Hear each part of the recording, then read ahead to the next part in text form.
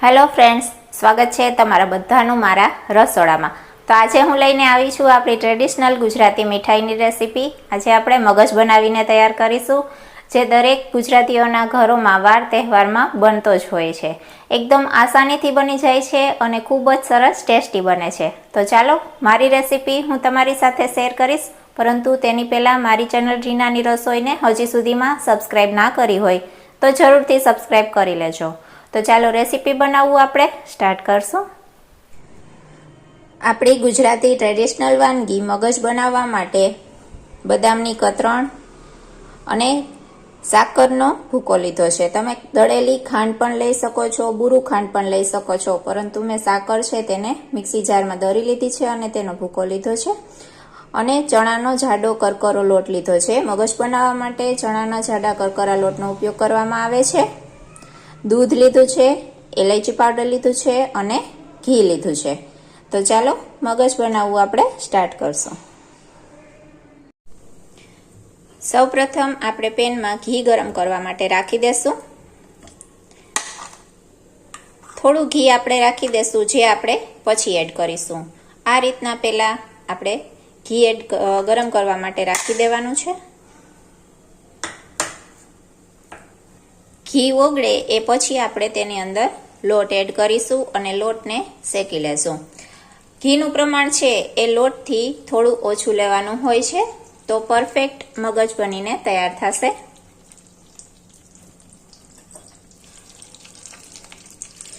આ રીતે થોડું ઘી ઓગળવા લાગે એટલે હવે આપણે તેની અંદર ચણાનો જાડો કરકરો લોટ છે તે એડ કરી દેશું અને તેને આપણે શેકી લેવાનું છે। ગેસની ફ્લેમ છે તે હવે સાવ સ્લો કરી લેવાની છે।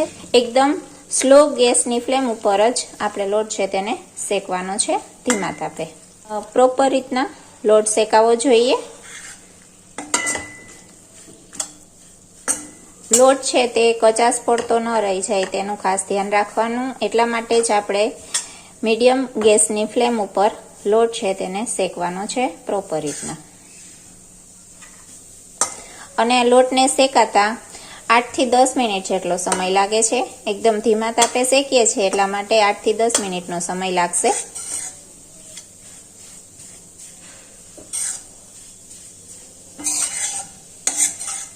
મગજ બનાવવામાં ફક્ત લોટ શેકાય એટલી જ વાર લાગે છે, એ પછી તો ઉપરથી બસ ફક્ત આપણે બુરું ખાંડ છે, સાકર છે એ જ મિક્સ કરવાની હોય છે, એટલે મગજ ફટાફટ બનીને તૈયાર થઈ જાય છે। હવે લોટ થોડો શેકાઈ ગયો છે, એટલે કે લોટ 50% જેટલો શેકાઈ જાય એ પછી આપણે બાકી બચેલું બધું જ ઘી છે તે એડ કરી દેવાનું છે। આ રીતે બાકી બચેલું ઘી ઉપરથી થોડું એવું આ રીતના વચ્ચે એડ કરવાથી એકદમ સરસ રીતના દાણેદાર મગજ બનીને તૈયાર થાય છે અને પ્રોપર રીતના લોટ પણ એકદમ સરસ રીતના શેકાય છે। એક હારે બધું ઘી નહીં ઉમેરી દેવાનું, આ રીતના ઉમેરવાનું। ના જોઈ શકો છો ઘી ઉમેર્યા પછી એકદમ સરસ રીતના ફૂલવા લાગ્યો છે લોટ અને એકદમ સરસ શેકાવા લાગ્યો છે।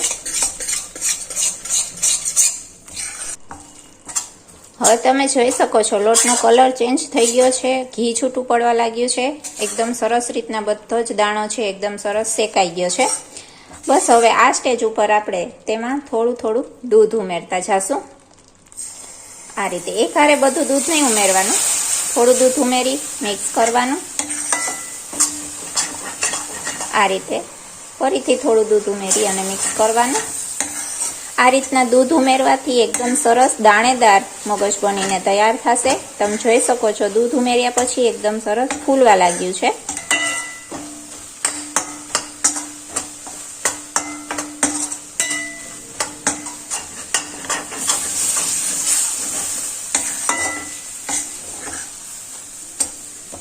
શેકી લેશું આ રીતના। હવે આપણે ગેસની ફ્લેમ છે તે બંધ કરી દેવાની છે અને થોડી વાર આમ જ ચલાવતા રહેવાનું છે, એટલે તળિયે બેસી ન જાય અથવા તો બળી ન જાય।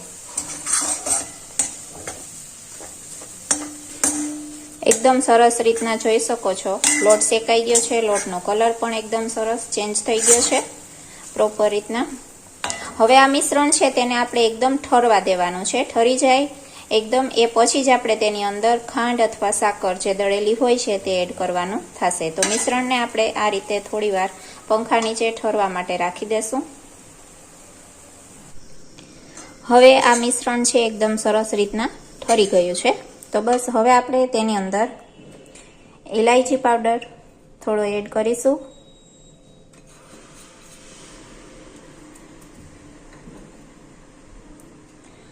અને દળેલી સાકર તે એડ કરીશું. ગળાશનું પ્રમાણ તમે તમારા રીતે વધારે ઓછું પણ કરી શકો છો. બહુ મીઠું પસંદ ન હોય તો ઓછી સાકર નાખવાની. આ રીતના મેં થોડી સાકર છે તે રાખી દીધી છે, વધારે પડતું મીઠું ન થઈ જાય એટલા માટે. બસ હવે આપણે તેને મિક્સ કરી દેવાનું છે પ્રોપર રીતે.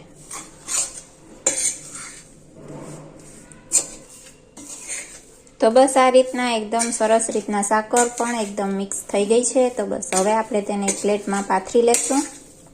આમ પ્રોપર મિક્સ થઈ જાય ને ત્યાં સુધી મિક્સ કરવાનું.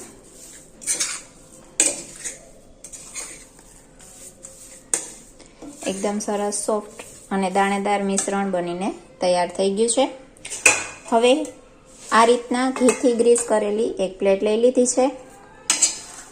તેમાં આપણે મિશ્રણ બધું છે તે પાથરી દેશું.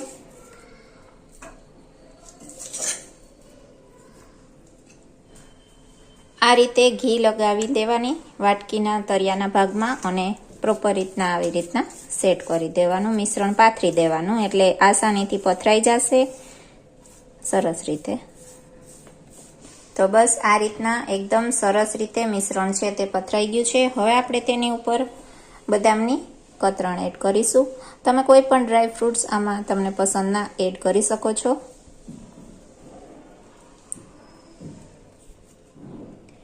પ્રેસ કરી દેશું અને સેટ થવા માટે રાખી દેશું. સેટ થઈ જાય એ પછી આપણે તેના પીસ પાડી લેશું અને સર્વ કરીશું.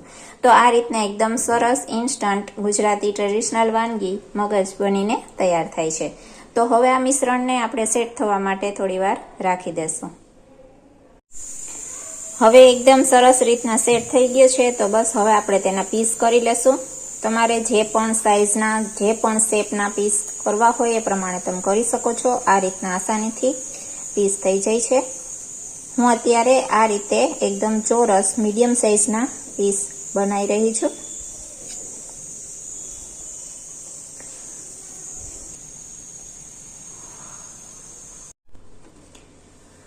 તો બસ આ રીતના તમે જોઈ શકો છો એકદમ સરસ મજાના આપણો મગજ બનીને તૈયાર થઈ ગયું છે. ટ્રેડિશનલ વાનગી આપણી ગુજરાતી જે દરેક વાર તહેવારમાં બનાવવામાં આવતી હોય છે અને એકદમ સરસ ટેસ્ટી બને છે. અને આ રીતના ચોરસ પીસમાં પણ તમે મગજ બનાવી શકો છો અને આ રીતના મગજના લાડુ પણ વાળી શકો છો. તમને જે રીતે પસંદ હોય એ રીતના મગજ બનાવીને તૈયાર કરી શકો છો. એકદમ સરસ રીતના બનીને તૈયાર થઈ જાય છે. લાડુ પણ આના આસાનીથી વળી જાય છે અને તેના પીસ પણ આ રીતના એકદમ સરસ બનીને તૈયાર થઈ જાય છે. હું તમને બતાવી દઉં છું એક પીસ કે એકદમ સરસ દાણેદાર અને સોફ્ટ મગજ બનીને તૈયાર થયો છે. તમે જોઈ શકો છો એકદમ સોફ્ટ, મોઢામાં મૂકતા જ ઓગળી જાય એવો એકદમ સરસ ટેસ્ટી દાણેદાર ગુજરાતી ટ્રેડિશનલ વાનગી મગજ બનીને તૈયાર છે. તમે પણ ચોક્કસથી આ રેસીપી જરૂરથી ટ્રાય કરજો. અને જો તમને મારી આ રેસીપી પસંદ આવી હોય, મારો વિડીયો પસંદ આવ્યો હોય તો ચેનલને સબસ્ક્રાઈબ કરજો, વિડીયોને લાઈક કરજો અને આવો નવો સપોર્ટ દેતા રહેજો.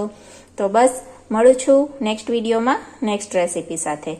ત્યાં સુધી જય માતાજી.